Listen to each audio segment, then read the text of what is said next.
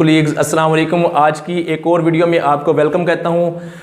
आप सबको अपने चैनल मैथ वीबीएन पर वेलकम कहता हूँ। आज की एक बहुत ही इम्पोर्टेंट वीडियो के साथ आपके सामने हाजिर हूँ। आज की इस वीडियो में मैं बताऊँगा कि how to get 100% marks in exam. Paper में आप किस तरह से पूरे के पूरे नंबर ले सकते हैं। ठीक है, ये वीडियो मैं इसमें आपको ये कुछ टिप्स दूंगा, बहुत ही यूज़फुल टिप्स होंगे इंशाल्लाह और आपको अच्छे भी लगेंगे।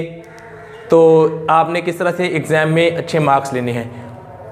आपको पता तो है कि यहाँ पे मैं मैथमेटिक्स की वीडियोस, स्टैटिस्टिक्स की और भी शॉर्ट एग्ज़ाम के लिए वीडियोस अपलोड करता हूँ। आप उनको देखें, अपने फ्रेंड्स को भी बताएं। तो आज ये जो वीडियो बनाने का मकसद ये था कि इसमें मैं आप लोगों को बता सकूँ कि आप किस तरह से 100% मार्क्स ले सकते हैं। फ़र्स्ट ऑफ़ ऑल ये बात तो तय है कि जिसने नहीं पढ़ा उसके 100% मार्क्स आ ही नहीं सकते। चाहे वो जो मर्जी मैजिक स्टिक यूज़ कर ले, जो भी यूज़ कर ले, उसके मार्क्स आ ही नहीं सकते। ऑब्वियसली कि जब उसने पढ़ा ही नहीं है तो उसके मार्क्स आ ही नहीं सकते। और ये अगर 100% मार्क्स लेने हैं बोर्ड्स में तो आपको उसके लिए स्ट्रगल भी करना होगी। स्ट्रगल करने में सबसे पहले नंबर पर आपको अपनी बुक को कंप्लीट करना होगा। और बुक को भी ऐसे नहीं है कि ये कंप्लीट कर दिया, नहीं, बुक भी आपको अच्छे तरीके से पढ़ना होगी, रीड करना होगी। ठीक हो गया। नंबर 1 ये है कि आपने अपनी बुक को अच्छे तरीके से कंप्लीट करना है, पढ़ लेना है। अब क्या होगा, बुक कंप्लीट करना ही तो काफ़ी नहीं है। उसके बाद आपका एग्ज़ाम होता है। ठीक है, आप एग्ज़ाम में जाते हैं, जब आपको पेपर दिया जाता है, ठीक है, उसमें सबसे जो मेन फैक्टर ये होता है कि आपको क्वेश्चन भी आते हों और उसके बाद आपको वो लिखने भी आते हों अच्छे तरीके से।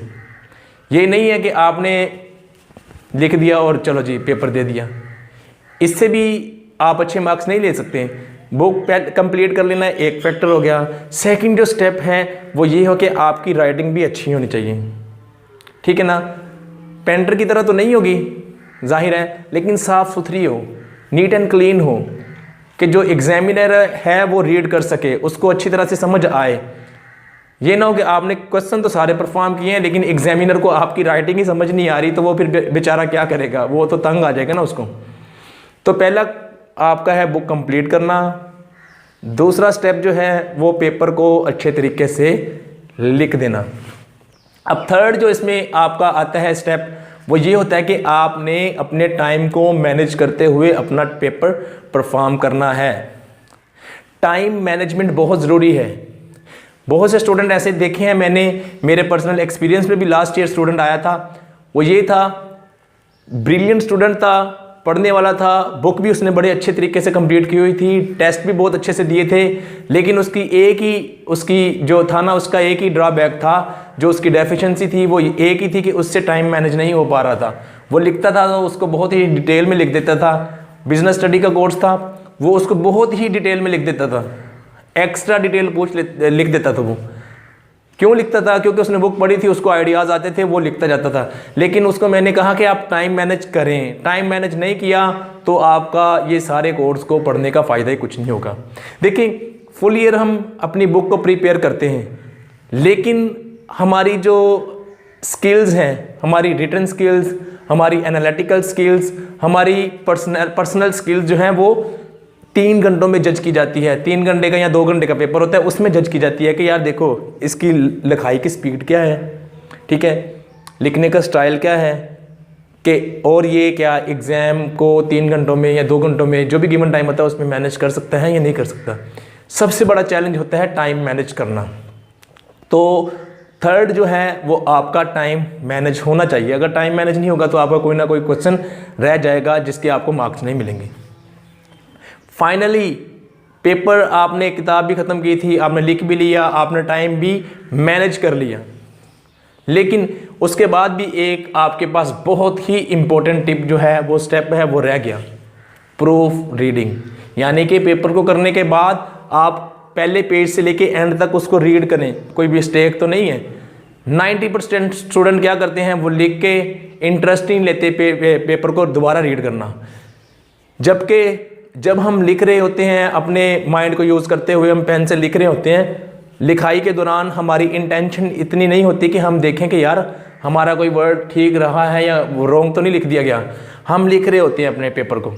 लेकिन जब हम उसको बाद में प्रूफ रीड करते हैं तो हमें पता लगता है कि यहाँ हमने मिस्टेक्स की हैं। जो स्टूडेंट एंड पे प्रूफ रीड करता है पर की जो मिस्टेक्स की हैं चांसेस होते हैं वो 99.9 कम हो जाते हैं। ठीक है, जो प्रूफ रीड नहीं करता ऑब्वियसली उसकी मिस्टेक्स आती हैं, उसको नहीं पता होता, वो अपनी तरफ से सेटिस्फाई होता है कि यार बुक कंप्लीट की, राइटिंग अच्छी है, टाइम भी मैनेज किया, लेके आ गया, लेकिन उसने प्रूफ रीड नहीं किया होता, उसकी मिस्टेक्स होती हैं तो वो प्रॉब्लम क्रिएट होता है उसके लिए। तो मेरी आपसे ये एक क्या उसका नाम है, आपको गाइड करूँगा कि फ़र्स्ट ऑफ ऑल बुक को कंप्लीट पढ़ें, मीन्स स्टार्ट से पढ़ना शुरू कर दें। आप अपने टाइम को जैसे भी गिवन टाइम होता है उसमें स्टार्ट करके बुक को पढ़ें। दूसरे नंबर पे आपकी राइटिंग अच्छी होनी चाहिए, आपको पता होना चाहिए कि how to write in exam. ठीक है। थर्डली टाइम मैनेजमेंट, ये एक बहुत बड़ा सब्जेक्ट भी है। जब आप मास्टर क्लासेस में जाएंगे तो ये एक कंप्लीट बड़ा सब्जेक्ट है, टाइम मैनेजमेंट।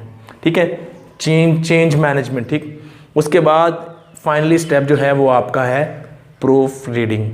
अगर आपने प्रूफ रीडिंग नहीं की तो आपके 70% चांस होते हैं, बल्कि 90% चांस होते हैं मिस्टेक्स आने के। तो ये थे कुछ वेरी इंपॉर्टेंट स्टेप्स और tips to get 100% marks in board exam. I hope कि आप लोगों को ये समझ आया होगा, अच्छी भी लगी होगी वीडियो। इसको लाइक और अपने फ्रेंड्स को भी बता दें। मैथ VBN चैनल को सब्सक्राइब कर लें, क्योंकि यहाँ पे जस्ट ये टिप्स ही नहीं दिए जाते, बल्कि आपको यहाँ पे कोर्स भी टीच करवाया जाता है, मैथमेटिक्स, स्टैटिस्टिक्स, शॉर्ट एग्ज़ाम के लिए। और इसके अलावा आपके लिए आने वाला है बहुत जल्द यहाँ पे finance, accounts, economics, business studies, management, marketing. Thanks for watching this video and supporting me.